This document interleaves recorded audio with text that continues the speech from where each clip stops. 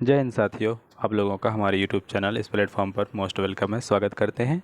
आज हम लोग देखेंगे आधुनिक बिहार का इतिहास। इससे पहले हम प्राचीन इतिहास बिहार का जो फैक्ट था एडिटोरिया का, बिहार का तथ्य संग्रह, इसको करवा दी है। ये बहुत ही अच्छी बुक्स है। आपको अगर कोई भी बिहार का एग्ज़ाम नज़दीक है, नियर में है, एक महीना पहले इस बुक को आप रेफ़र कीजिए, आपका बहुत अच्छा मार्क्स आएंगे। क्योंकि ये फैक्ट जो है डायरेक्ट एग्ज़ाम में दिखते हैं। और मेरे यूट्यूब चैनल पर आपको देखने से, मेरे से वीडियो आपको पता चलेगा कि किस टाइप का क्वेश्चन बीपीएससी पूछता है बिहार का इतिहास से। जो जो क्वेश्चन अगर इसमें अगर क्वेश्चन पूछा रहेगा तो हम आपको डायरेक्ट बता देंगे ये क्वेश्चन बीपीएससी में आया हुआ है, और आप उसको नोट कर लीजिए या आपने ध्यान में रख लीजिए। इससे आपको एक ऑथेंटिक क्वेश्चन का पता चलेगा, किस टाइप का क्वेश्चन पूछा जाता है। आइए, आधुनिक बिहार के क्या कहते हैं, क्या क्या चैप्टर इसमें बनेंगे। कहता है यूरोपीय कंपनियों का प्रवेश और जनजातीय विद्रोह देखेंगे। 1857 की क्रांति और बिहार में इसके प्रभाव को देखेंगे। बिहार में राष्ट्रीय आंदोलन को देखेंगे और पृथक बिहार का गठन, यानी बिहार का पृथक्करण बंगाल से कैसे कर रहे हैं, उड़ीसा से किस तरह से कब होता है, इसका प्रभाव क्या होता है, कितने क्षेत्र का हम लोग क्या पृथक कर दिया जाता है। आइए, यूरोपीय कंपनियों का प्रवेश की बात करें तो बिहार में सबसे पहले, भारत में ही पुर्तगाल आया था तो बिहार में भी सर्वप्रथम पुर्तगाल आए। हुगली से पटना का नाव द्वारा व्यापार करते थे। कहाँ से? हुगली से। हुगली कहाँ पे? वेस्ट बंगाल में एक नदी है। अभी सबसे पहले वाटर मेट्रो सर बन गया है, यही नदी पर, हुगली नदी पर बनाया गया वाटर मेट्रो। क्या कर दिया है? हुगली से पटना का नाव द्वारा, हुगली से पटना तक नाव द्वारा व्यापार करते थे।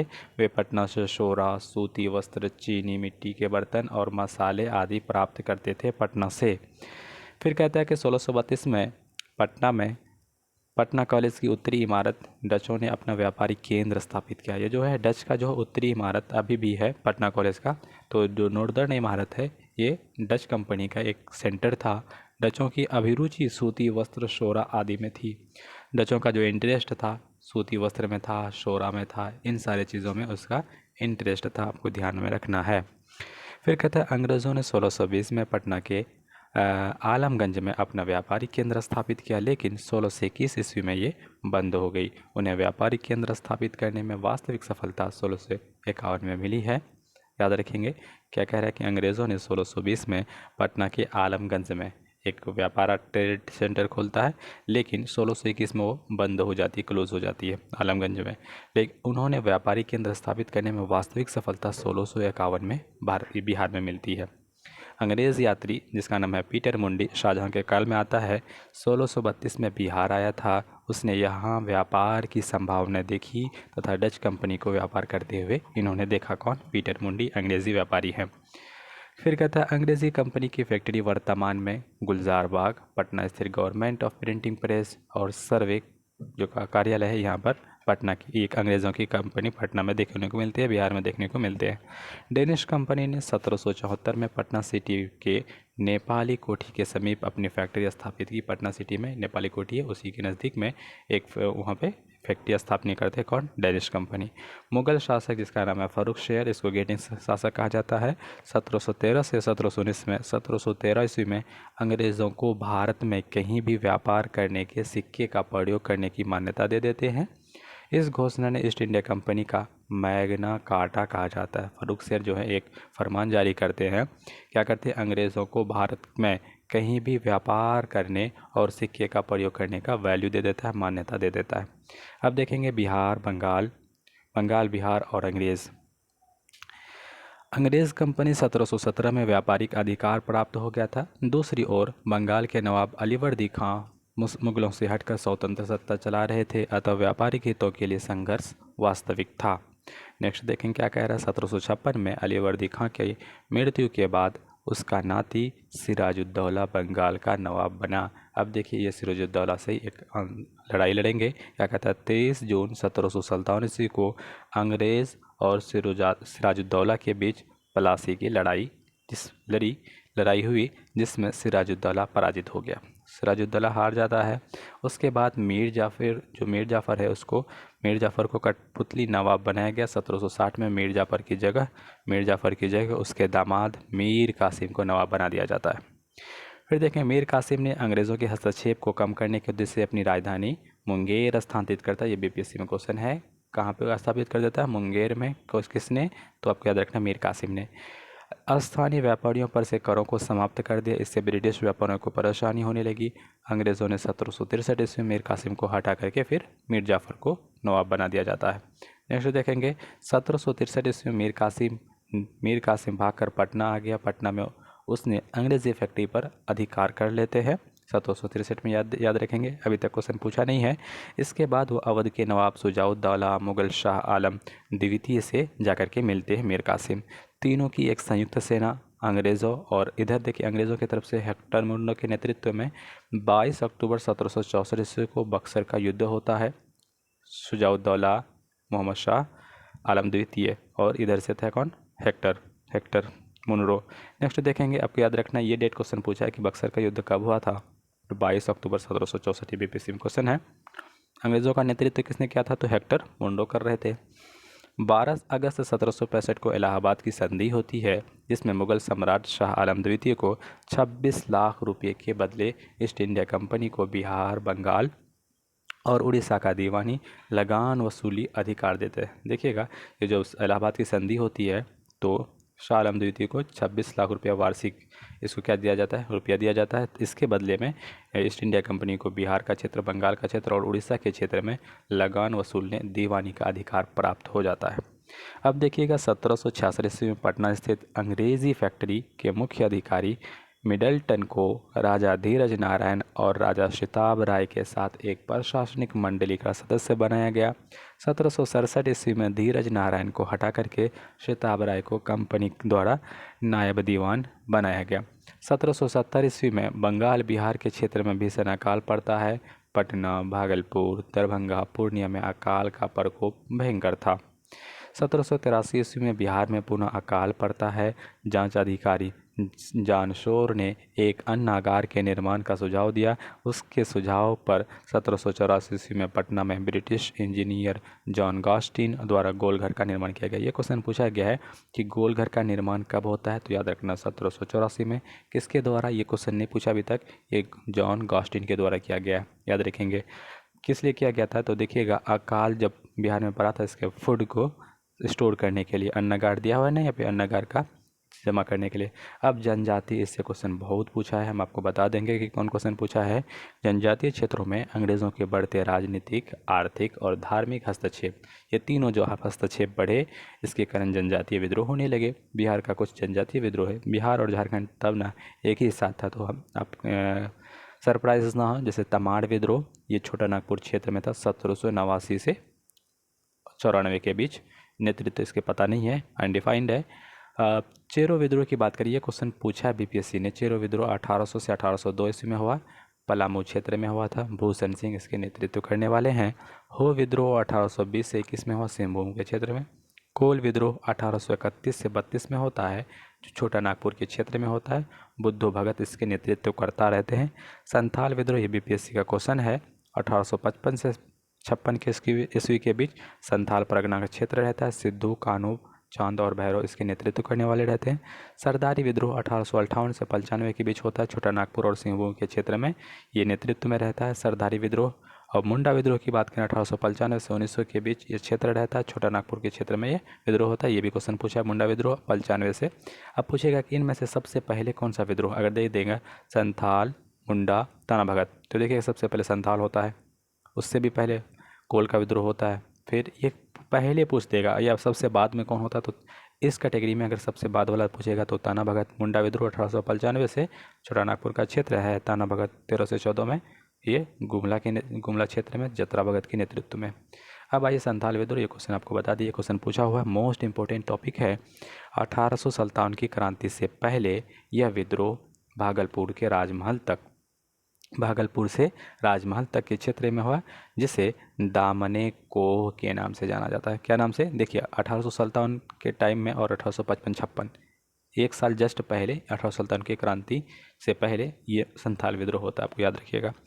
तो इसका नेतृत्व करने वाले कौन है, किस क्षेत्र में होता है, तो जिसे दामने कोह के नाम से जानते हैं, भागलपुर से राजमहल तक।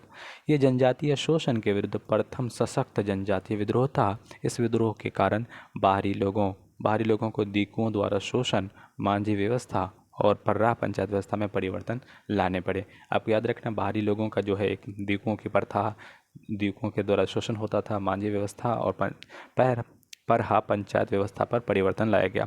इस विद्रोह का नेतृत्व सिद्धू, कान्हू, चांद और भैरव ये सारे मिलकर कर रहे थे। ये आपस में भाई होंगे। तो इस कौन सा नेतृत्व, लीडरशिप, सिद्धू, कान्हू, चांद और भैरव, संथाल विद्रोह का। इस कहता है यह विद्रोह असफल रहा, लेकिन इसके परिणाम स्वरूप संथाल परगना काश्तकारी अधिनियम 1869 आ जाता है। संथाल परगना और मांझी व्यवस्था को मान्यता दी गई है।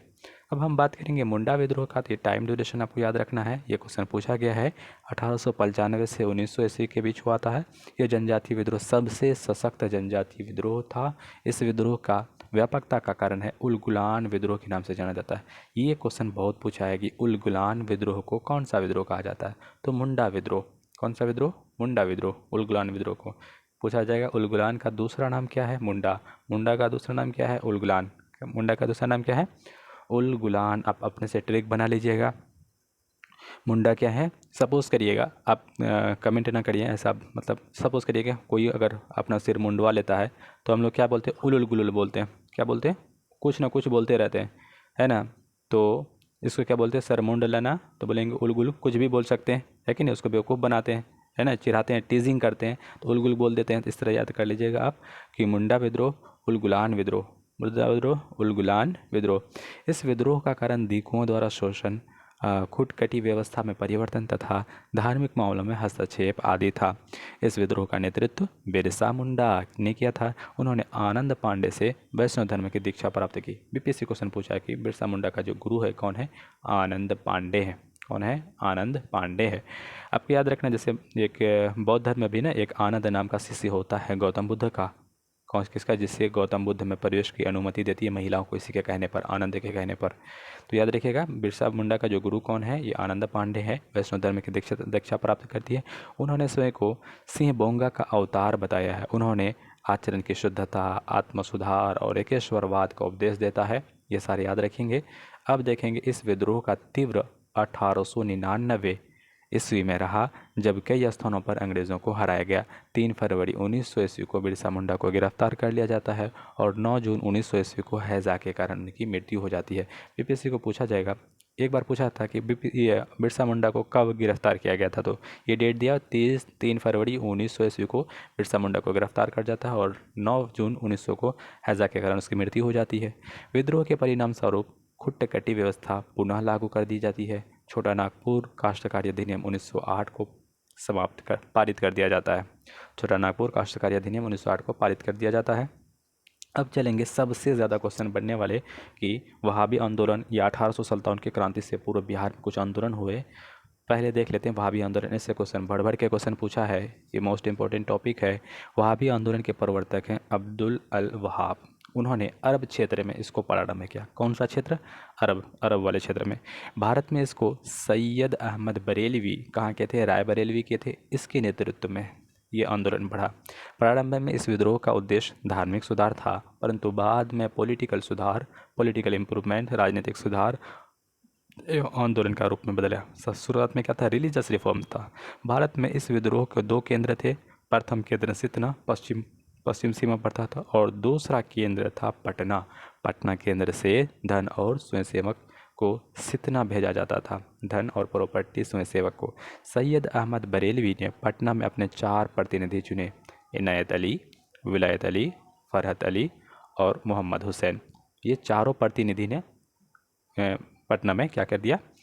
अपने बखूबी इस आंदोलन को निभाया, नेतृत्व किया। कहता है बंगाल का फराजी आंदोलन वहाबी आंदोलन से ही प्रेरित था। बंगाल का जो फराजी आंदोलन था वहाबी आंदोलन से प्रेरित थे। वहाबी आंदोलन के दमन के लिए 1863 ईस्वी में अम्बाला तथा 1865 में पटना अभियान चलाया। वहाबी नेताओं को कारावास तथा मृत्युदंड की सजा दी गई। अंततः आंदोलन को दबा दिया गया। अब देखेंगे नूनिया विद्रोह। नूनिया विद्रोह कब होता है? 1770 से 1800 के बीच में होता है। बिहार में शोरा उत्पादन वर्ग नूनिया यह कहता है विद्रोह किया था। कौन सा उत्पादक वर्ग? शोरा। देखिएगा बिहार जो है उस टाइम में शोरा उत्पादन का एक सेंटर था। ऐसा क्वेश्चन पूछा जाता है। अफगानिस्तान है अभी, जैसे अफगानिस्तान, पाकिस्तान, ये सारे हैं, ईरान, शोरा उत्पादन का एक सेंटर है। ट्रायंगल है। शोरा का उपयोग बारूद बनाने में किया जाता था। बिहार में शोरा का उत्पादन मुजफ्फरपुर, सारण, हाजीपुर, पूर्णिया आदि क्षेत्रों में होता था। बिचौलियों जो है बिचौलिए कच्चा शोरा ब्रिटिश कारखाने को देते थे तथा मुनाफा स्वयं रख लेते थे। परिणाम स्वरूप नोनिया समुदाय ने गुप्त रूप से शोरा बेचना शुरू कर दिया था। अंग्रेज़ों ने इस पर रोक लगाई, जिसके विरोध में नूनिया समुदाय ने विद्रोह कर दिया। अंततः अंग्रेज़ों द्वारा विद्रोह को दबा दिया गया। याद रखिएगा। नेक्स्ट देखेंगे अब क्या कह रहा है, लोटा विद्रोह। ये क्वेश्चन पूछा बीपीएससी, कहाँ पे हुआ था लोटा विद्रोह। तो देखिएगा, यह विद्रोह मुजफ्फरपुर जेल के कैदियों द्वारा किया गया। किसके द्वारा? मुजफ्फरपुर के। अभी बताएंगे नंगा विद्रोह, जो ये कोई क्षेत्र है, बिहार का ही कोई क्षेत्र है, वहाँ पे कर दिया, सारण सीवान क्षेत्र में। तो याद रखिएगा, लोटा विद्रोह हुआ था क्या। देखिएगा, जेल में ना कैदियों को पहले पीतल का लोटा दिया जाता था। बाद में सरकार ने ना ये पीतल से ना क्या करता था, कोई पुलिस या कोई सर्वर जो जेल अटेंडेंट होते थे जो भी आते थे, तो उस पर ये प्रहार कर देते थे पीतल से, तो उसको ज़्यादा मतलब रिस्क होता था। अब सरकार क्या किया, उसके दिमाग में पीतल की जगह मिट्टी का लोटा देने का निर्णय लिया। तो यहाँ के लोगों ने क्या कर दिया, जेल के कैदियों ने लोटा विद्रोह कर दिया।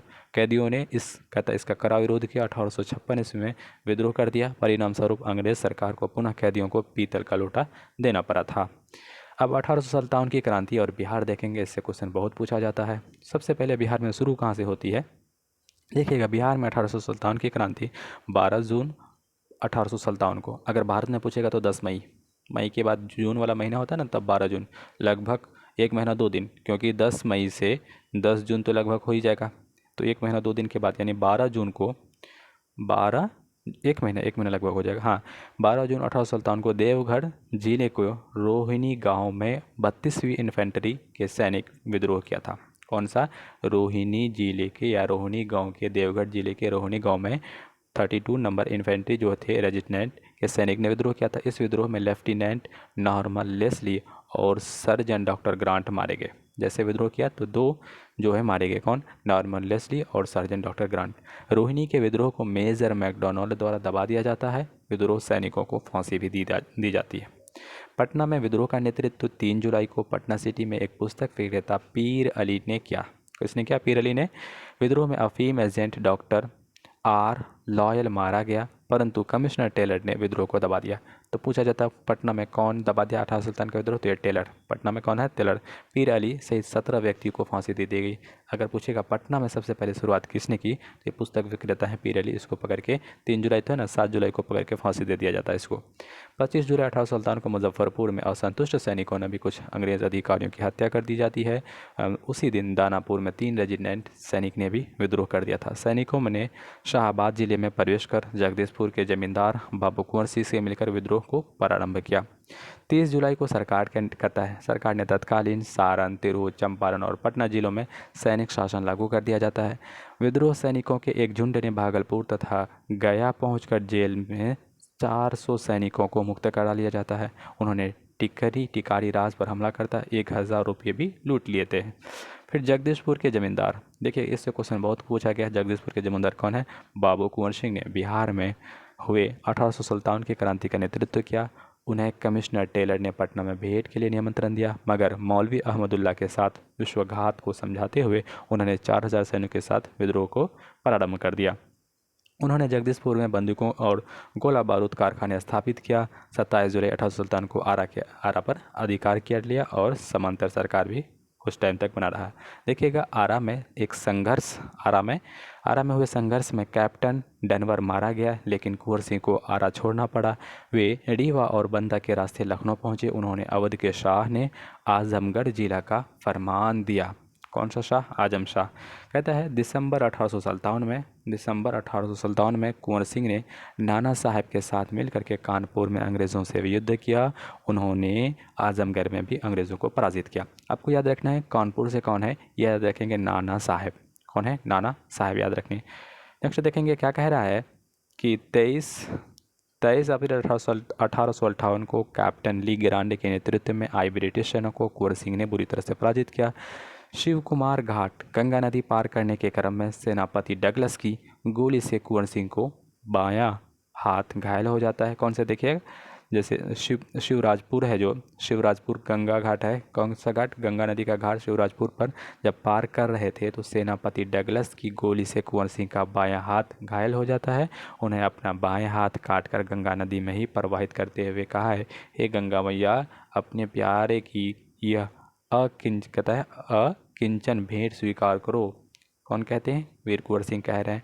26 अप्रैल 1858 को वीर कुंवर सिंह की मृत्यु हो जाती है। वीर कुंवर सिंह के बाद उनके छोटे भाई अमर सिंह, ये क्वेश्चन पूछा जाता है, ने आंदोलन का नेतृत्व संभाला, जबकि दूसरे भाई हरकिशन सिंह ने उनका पूर्ण सहयोग दिया। अमर सिंह ने कैमूर की पहाड़ियों में मोर्चाबंदी कर सरकार के विरुद्ध संघर्ष जारी रखा। नवंबर 1858 ईस्वी तक अंग्रेजी अधिकार पुनः स्थापित हो गया। फिर विद्रोहियों ने हथियार डाल दिए गए। महारानी विक्टोरिया ने पक्ष क्षमादान की घोषणा की, परंतु अमर सिंह ने आदि को दंडित किया गया। अब देखेंगे कांग्रेस की स्थापना और बिहार।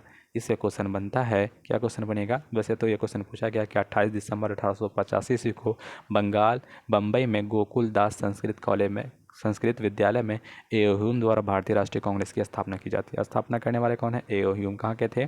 कमेंट बॉक्स में लिखिए।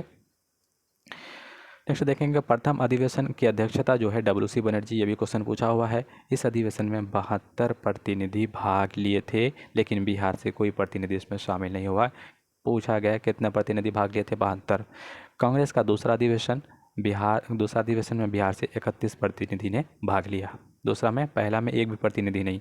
अब देखेंगे ये क्वेश्चन पूछा गया है कि 27वां अधिवेशन जो 1912 में हुआ था, कहाँ पे हुआ था? तो पटना में हुआ था। और इसके अध्यक्ष कौन थे? RN माधवकर। ये क्वेश्चन पूछा गया कि बिहार में सबसे पहले अधिवेशन कहाँ पे हुआ? तो बांकीपुर में हुआ था। तो जो बांकीपुर कहाँ पर है? पटना में ही है। बांकीपुर अभी एक प्रखंड बोल सकते हैं, ब्लॉक लेवल का एक बना हुआ बांकीपुर आंचल। फिर देखेंगे 37वां अधिवेशन 10 साल के बाद 1922 में गया में होता है। चित्तरंजन दास के नेतृत्व में इसका अध्यक्षता किया जाता है। याद रखेंगे, ये भी क्वेश्चन पूछा हुआ है। चित्तरंजन दास, गया का अधिवेशन। गया के बारे में, सबसे ज़्यादा गर्मी गया में पड़ता है और सबसे ज़्यादा ठंडी भी गया में ही होती है। 54वां अधिवेशन 1940 में रामगढ़ झारखंड में हुआ था। इसके अध्यक्ष क्योंकि 1940 से लेकर 45-46 तक कौन रहे थे? मौलाना अबुल कलाम आज़ाद। सबसे लंबी अवधि किसी का अगर कार्यकाल है अधिवेशन में तो मौलाना अबुल कलाम आज़ाद का है। अब बात करेंगे बंग भंग या स्वदेशी आंदोलन। तो देखिए क्या होता है और बिहार में इसका क्या प्रभाव पड़ता है। तो बंगाल का विभाजन की घोषणा 20 जुलाई 1905 को तत्कालीन वायसराय लॉर्ड कर्जन ने कर देते हैं, ये आपको पता है।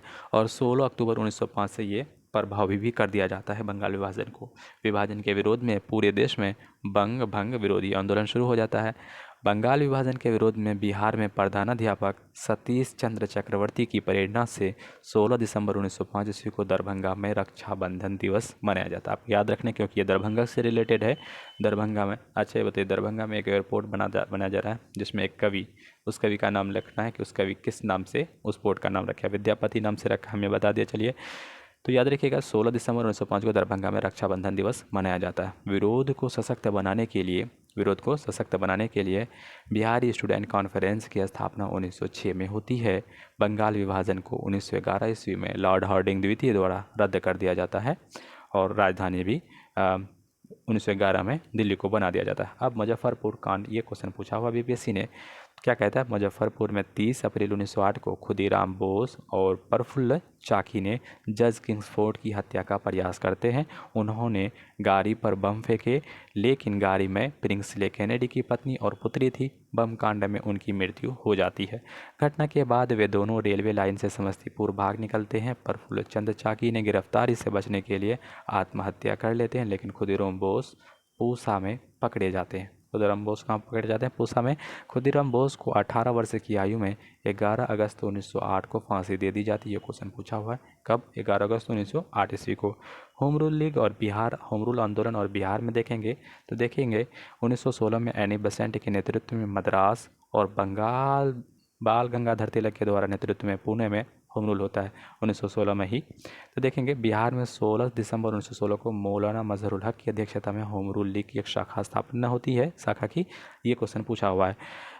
खां बहादुर, सरफराज हुसैन खां और राय बहादुर पूर्णेंदु नारायण सिन्हा उपाध्यक्ष तथा चंद्रेश्वर सहाय हैं और वैद्यनाथ नारायण इसके सचिव बनाए जाते हैं। फिर से सुन लीजिए, खां बहादुर, सरफराज हुसैन खां और राय बहादुर पूर्णेंदु नारायण सिन्हा उपाध्यक्ष बनते हैं तथा चंद्रवंशी शाह और बैद्यनाथ इसके सचिव सेक्रेटरी बना दिए जाते हैं। होम रूल की जो है इसकी शाखा है कौन खोलते हैं? मौलाना मजहरूल हक। अभी देखिएगा क्या कहता है, श्रीमती एनी बेसेंट जो है पहली बार 18 अप्रैल 1918 को और दूसरी बार 25 अप्रैल 1918 को पटना आती हैं। उन्होंने होम रूल के विचारों को सबको अवगत कराया। इस आंदोलन का उद्देश्य ब्रिटिश साम्राज्य के अधीन रहते हुए संवैधानिक तरीके से सेल्फ रूल स्वशासन को प्राप्त करना था। अब देखेंगे चंपारण विद्रोह 1917 की घटना को। तो चंपारण में किसानों के लिए 3 कठिया पद्धति प्रणाली परिचित थी। ये क्वेश्चन पूछा जाता है 20 3 कठिया नहीं 3/20 अर्थात 3/20। ये इसके तहत किसानों को प्रत्येक 20 कट्ठे में से 3 कट्ठे में नील की खेती करना अनिवार्य होता था, जो किसानों के लिए लाभदायक नहीं होता था। अब देखेंगे इस व्यवस्था के प्रति किसानों में काफ़ी आक्रोश था, क्योंकि नील की फसल भूमि को बंजर बना रही थी। वो आर्थिक रूप से शोषक भी थी। फिर देखेंगे 1916 में कांग्रेस का लखनऊ अधिवेशन होता है। मुरली भरवा गांव के राजकुमार शुक्ल, ये क्वेश्चन पूछा हुआ, राजकुमार शुक्ला कहाँ के थे? मुरली भरवा के थे। इस समस्या पर कांग्रेस का नेतृत्व का ध्यान आकृष्ट करवाता है। ब्रजकिशोर प्रसाद इसके प्रस्ताव को पेश करते हैं।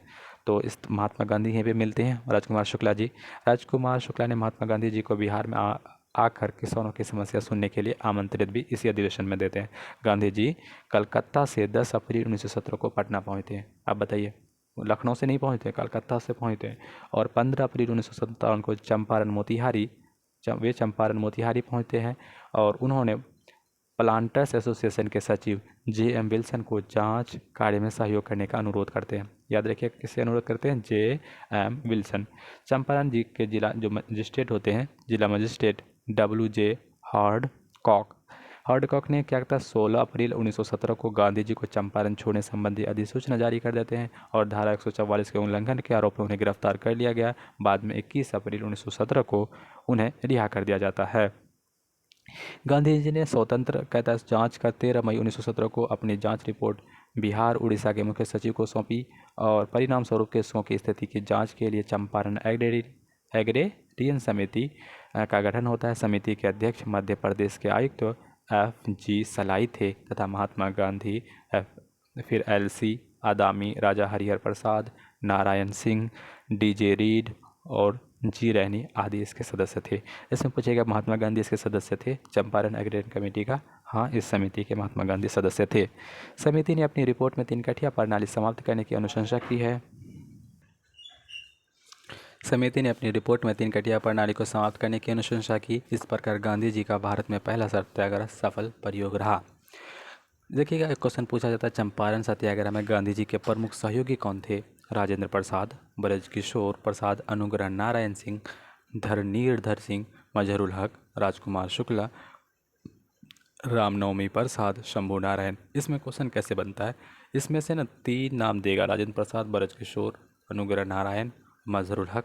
इनमें से कहेगा कि कौन ये नहीं है, उसमें से एक ऐसा नाम देगा जो चंपारण विद्रोह से नहीं है। ये सारे आपको नाम धरणीधर और राजकुमार शुक्ल तो थे ही, रामनवमी प्रसाद और शंभू नारायण, सबको आपका नाम याद रखना, ब्रजकिशोर प्रसाद, राजेंद्र प्रसाद। नेक्स्ट देखेंगे चंपारण सत्याग्रह गांधी जी द्वारा भारत में चलाया गया पहला सत्याग्रह था। पहला क्या था? सत्याग्रह।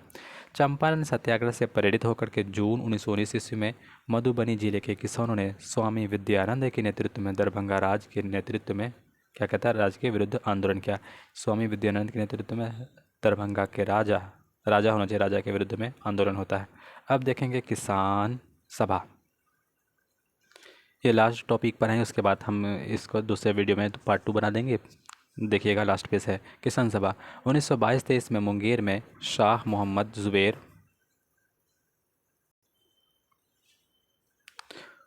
मुंगेर में 1922-23 में मुंगेर में शाह मोहम्मद जुबैर की अध्यक्षता में किसान सभा का गठन होता है। श्री कृष्ण सिंह इसके उपाध्यक्ष बनाए जाते हैं और सिद्धेश्वरी चौधरी और नंद किशोर सिंह इसके सचिव बनाए जाते हैं। नेक्स्ट देखेंगे कि 1928 में स्वामी सहजानंद सरस्वती ने बेहटा पटना में औपचारिक किसान सभा की स्थापना करते हैं। नवंबर 1929 ईस्वी में सोनपुर मेले में स्वामी सहजानंद सरस्वती की अध्यक्षता में विधिवत प्रांतीय किसान सभा की स्थापना की गई। इसके सचिव श्री कृष्ण सिंह थे। बिहार किसान आंदोलन में कार्यानंद शर्मा, राहुल सांकृत्यायन, पंचानन शर्मा, यदुनंद शर्मा इसके नेता थे। इस नेता को याद रखिएगा क्योंकि किसान नेता पूछा जाता है। इनमें से कौन किसान नेता हैं? कार्यानंद शर्मा, राहुल सांकृत्यायन, पंचानन शर्मा, यदुनंदन शर्मा इसके नेता थे। बिहार प्रांतीय किसान सभा के दूसरा अधिवेशन पुरुषोत्तम दास टंडन की अध्यक्षता में 1934 में हुई।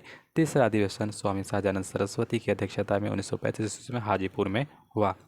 नवंबर 1936 ईस्वी में कार्यानंद शर्मा के नेतृत्व में मुंगेर के बढ़िया ताल में बिहार प्रांतीय किसान सभा ने जमींदारी उत्पीड़न के विरुद्ध संघर्ष किया।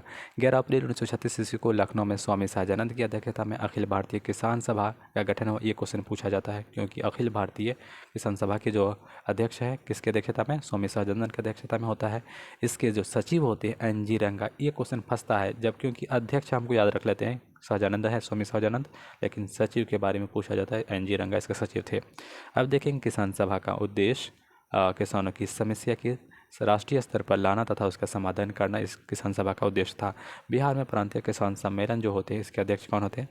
पहला जो सम्मेलन होता है किसान सम्मेलन सोनपुर में होता है 1929 में, अध्यक्ष स्वामी सहजानंद सरस्वती हैं। दूसरा गया में होता है 1934 में, पुरुषोत्तम दास टंडन इसके अध्यक्ष होते हैं। तीसरा हाजीपुर में होता है 1935 ईस्वी में, स्वामी सहजानंद सरस्वती इसके अध्यक्ष होते हैं। प्रमुख किसान नेता की बात करें, यदुनंदन शर्मा गया से थे, यदुनंदन काड़ी ये कहाँ से थे? यदुनंदन कायड़ी ये दरभंगा से थे। राहुल संकीर्तन ये अंबारी, ये पूछा जाता है, राहुल संकीर्तन अन्नावरी या अंबारी सीवान से थे। कार्यानंद शर्मा ये मुंगेर बढ़िया ताल से थे, बढ़िया ताल में ही एक विद्रोह हुआ था, देख लीजिएगा। नेक्स्ट देखेंगे ये खिलाफत आंदोलन और बिहार, हम इसको दूसरे पार्ट में लेकर आएंगे। 39 पेज नंबर तक देख लेते हैं, वीडियो नहीं तो लंबा हो जाता है। मिलते हैं एक नए वीडियो में, तब तक के लिए जय हिंद, जय Bharat. Thank you so much.